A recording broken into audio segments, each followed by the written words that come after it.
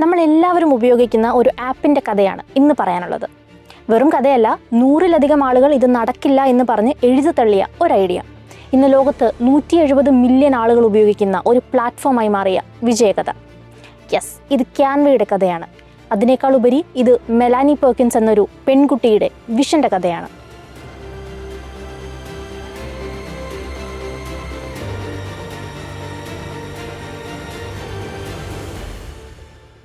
ഓസ്ട്രേലിയയിലെ പെർത്തിൽ design software പഠിപ്പിച്ചുകൊണ്ടിരുന്ന ഒരു യങ് സ്റ്റുഡൻ്റ് ആയിരുന്നു മെലാനി പെർക്കിൻസ്. ആ പഠനത്തിനിടയിൽ അവൾ അനുഭവിച്ചതും സ്ഥിരമായി കാണുന്നതുമായ ഒരു പ്രശ്നമുണ്ടായിരുന്നു. വിദ്യാർത്ഥികൾക്ക് ഉപയോഗിക്കാൻ ഫോട്ടോഷോപ്പ്, ഇലസ്ട്രേറ്റർ പോലുള്ള ഒരുപാട് ഡിസൈൻ ടൂൾസ് ഓൾറെഡി അവൈലബിൾ ആയിരുന്നു. പക്ഷേ അതൊന്ന് ഉപയോഗിക്കണമെങ്കിൽ മാസങ്ങളുടെ ട്രെയിനിങ് വേണം. കാരണം അത്ര കോംപ്ലക്സ് ആയിരുന്നു അതിൻ്റെ ഇൻ്റർഫേസ്. അതിനു പുറമെ ഒരുപാട് അനാവശ്യ ഫീച്ചേഴ്സും. ഒരു സാധാരണ പോസ്റ്ററോ പ്രസൻറ്റേഷനോ ഉണ്ടാക്കാൻ അത്രയും ബുദ്ധിമുട്ട്.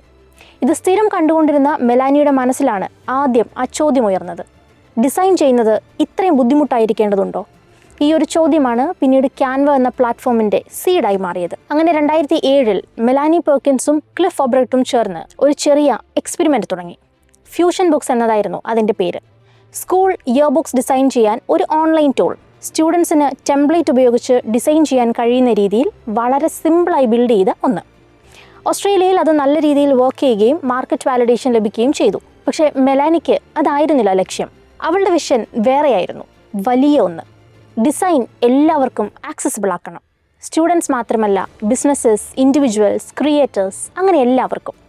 ഇവിടെയാണ് ക്യാൻവയുടെ റിയൽ സ്ട്രഗിൾ തുടങ്ങുന്നത്. മെലാനിയും ക്ലിഫും അവരുടെ ഈ ഐഡിയ ഇൻവെസ്റ്റേഴ്സിനോട് പിച്ച് ചെയ്യാൻ തുടങ്ങി. ഒരു സിമ്പിൾ ഡിസൈൻ ടൂൾ അല്ല അവർ പറയുന്നത്, ഡിസൈൻ ഡെമോക്രറ്റൈസ് ചെയ്യണം എന്ന വലിയൊരു വിഷനാണ് മുന്നോട്ട് വയ്ക്കുന്നത്. പക്ഷെ മിക്ക ഇൻവെസ്റ്റേഴ്സിനും അത് വളരെ അൺറിയലിസ്റ്റിക് ആയിട്ടാണ് തോന്നിയത്. അവരുടെ പ്രതികരണങ്ങളും അത്തരത്തിലായിരുന്നു. ഒരാൾ പറഞ്ഞു, മാർക്കറ്റ് ഓൾറെഡി ക്രൗഡഡ് ആണ്. മറ്റൊരാൾ പറഞ്ഞു, ഇത്തരം ടൂൾസ് സിംപ്ലിഫൈ ചെയ്യാൻ പറ്റില്ല. ചിലർ മുഖത്തടിച്ച പോലെ പറഞ്ഞു, ദിസ് വിൽ നോട്ട് വർക്ക്. ഒന്നല്ല, രണ്ടല്ല, 100-ലധികം വെഞ്ചർ ക്യാപിറ്റലിസ്റ്റാണ് ഈ ഐഡിയ റിജക്റ്റ് ചെയ്തത്. പൊതുവെ ഈ അവസരത്തിൽ നമ്മൾ എന്ത് ചെയ്യും? 5 പേരിലധികം ഇത് ശരിയല്ലെന്ന് പറഞ്ഞാൽ തന്നെ നമ്മൾ അതങ്ങ് വിശ്വസിച്ച് മുന്നോട്ട് നീങ്ങാതിരിക്കും. പക്ഷേ ക്യാൻവയുടെ സ്റ്റോറി ഇവിടെ നിന്നാണ് തുടങ്ങുന്നത്. ഇത്രയധികം റിജക്ഷൻ വന്നപ്പോഴും അവർ അവരുടെ ഐഡിയ ചേഞ്ച് ചെയ്തില്ല, വിഷൻ കുറച്ചതുമില്ല. പകരം അവർ തങ്ങളുടെ അപ്രോച്ച് മാറ്റി, കൂടുതൽ നെറ്റ്വർക്ക് ബിൽഡ് ചെയ്യാൻ ശ്രമിച്ചു.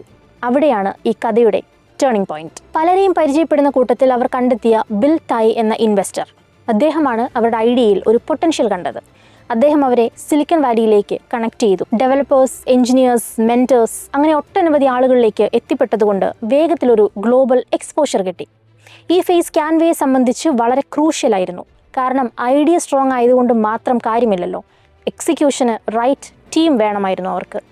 ഇതിൻ്റെ ഫലമായി 2013 ക്യാൻവ ഒഫീഷ്യലി ലോഞ്ച് ചെയ്തു. മാർക്കറ്റിൽ അപ്പോൾ അഡോബ് പോലുള്ള ഭീമന്മാർ ഉണ്ടായിരുന്നു. പക്ഷേ ക്യാൻവ അവരോട് കോമ്പീറ്റ് ചെയ്യാനല്ല ശ്രമിച്ചത്.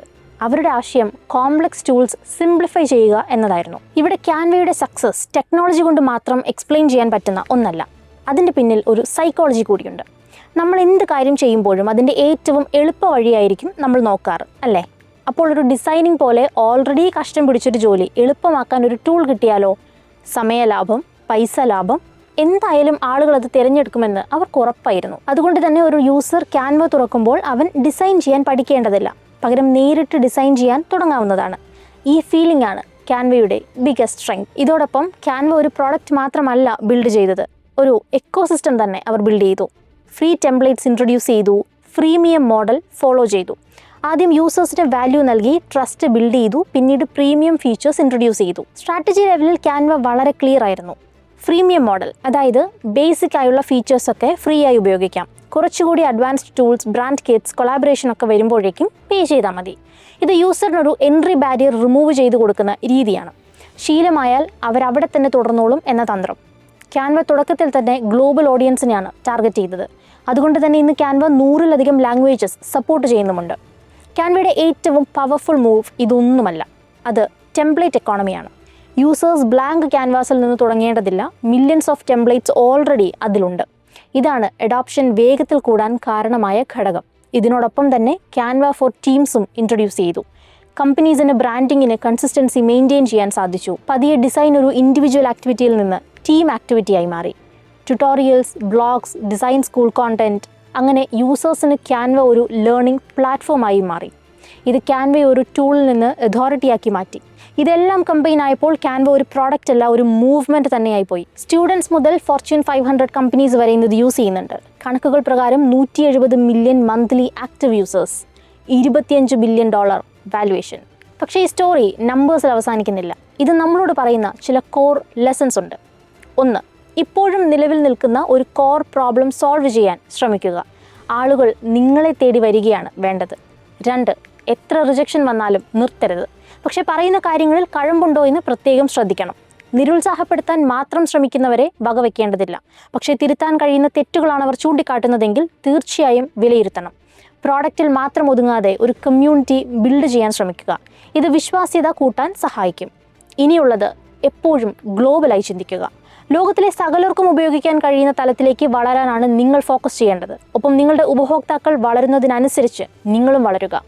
100 പേര് തള്ളിക്കളഞ്ഞാലും നിങ്ങൾ തുനിഞ്ഞിറങ്ങിയാൽ നാളെ 10,000 നിങ്ങളെ ചേർത്ത് പിടിക്കും, ഉറപ്പ്.